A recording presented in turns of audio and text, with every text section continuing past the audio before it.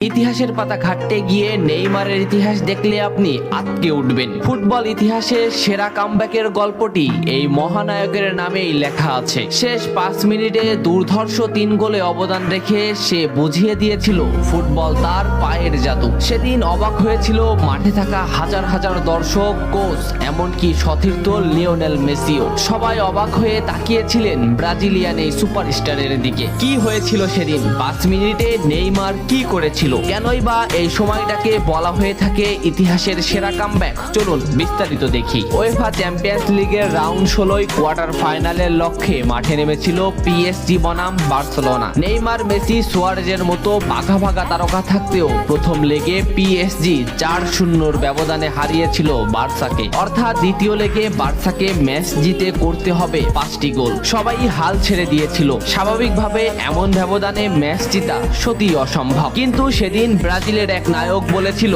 এটা সম্ভব, আমরা এটা করে দেখাবো। যেভাবেই হোক না কেন আমরা দলকে ম্যাচ জেতাতে চাই। 2017 সালের 8 মার্চ অনুষ্ঠিত হয় এই ম্যাচের দ্বিতীয় লেগ। ম্যাচের শুরু থেকেই ক্ষিপ্ততা আর দক্ষতা দেখাতে শুরু করেন নেইমার। এই ম্যাচে যেন আবির্ভাব হয় কোনো এক নতুন নেইমারের। এই নেইমারকে তো কেউ চেনে না। ম্যাচের 3 মিনিটেই লুইস সুয়ারেজ পেয়ে যায় প্রথম গোলের দেখা। এরপর নেইমারের ক্ষিপ্ততায় একের পর এক আক্রমণ সাজাতে থাকে বার্সা। এদিন যেন নেইমারকে কোনোভাবেই আটকাতে পারছিল না পিএসজি। নেইমারকে আটকাতে একের পর এক ফাউলই বেছে নিয়েছিল তারা। ম্যাচের 40 মিনিটে লেভিনের আত্মঘাতী গোলে বার্সা পায় দ্বিতীয় গোলের দেখা। ম্যাচের 50 মিনিটে ক্ষিপ্ত থাকা নেইমারকে ডি বক্সের ভিতর ফাউল করে ফেলে দেওয়া হয়। এতে বার্সা পেয়ে যায় পেনাল্টিতে গোল করে দলকে এগিয়ে নেন লিওনেল মেসি। তবে যেমনটা ভাবছিলেন এই ম্যাচের গল্প ফুটবল বিধাতা তেমন ভাবে লেখেননি। 62 মিনিটে বার্সার কফিনে শেষ প্যারাটা পুড়ে দেন এডিনসন কাভানি। এতেই স্তব্ধ হয়ে যায় ক্যাম্প নু।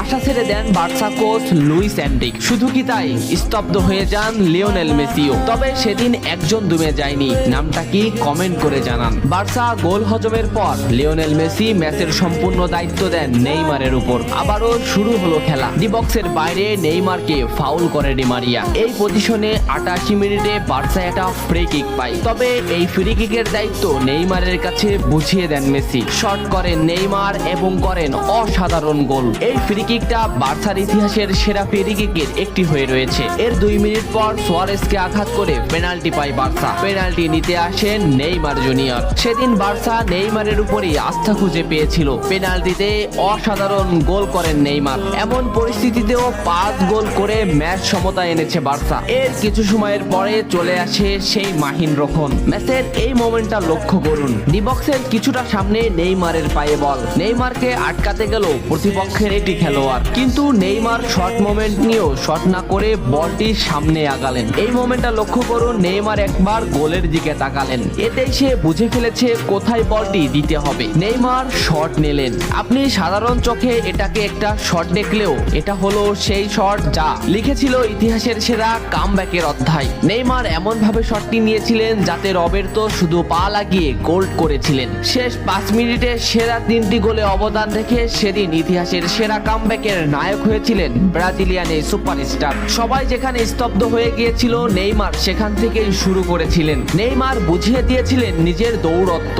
ইতিহাসের সেরা কামব্যাকটা বার্সা নেইমারকেই উৎসর্গ করেছিল। এ ম্যাচে নেইমারের পারফরমেন্স ছিল আকাশচুম্বী। মাঠে থাকা দর্শকরা শুধু নেইমারের দিকেই তাকিয়েছিলেন। নেইমার এমনই, যখন জ্বলে ওঠে তখন সব পুড়িয়ে দেয়, সব তছনছ করে ফেলে। ইতিহাসের সেরা কামব্যাকের নায়ক সেদিন পিএসজি কে হারিয়ে বার্সার সমর্থকদের মুখে হাসি ফুটিয়েছিলেন। বার্সা ফ্যানরা কি এদিনের কথা ভুলে গেছে? নেইমারকে ভোলা যায় না। নেইমারের এই অবদানের কথা ভুলতে হলে ফুটবলকেই ভুলতে হবে। ফুটবল আর নেইমার এমনই, এরা আপনাকে কাঁদাবে, হাসাবে, আবার কখনো কখনো অসম্ভবকে সম্ভব করে দিবে। নেইমার সেদিন অসম্ভবকেই সম্ভব করেছিলেন। ভিডিওটা কেমন লেগেছে অবশ্যই জানাবেন। এত সময় সাথে থাকার জন্য ধন্যবাদ। নেক্সট ভিডিও আসছে খুব তাড়াতাড়ি।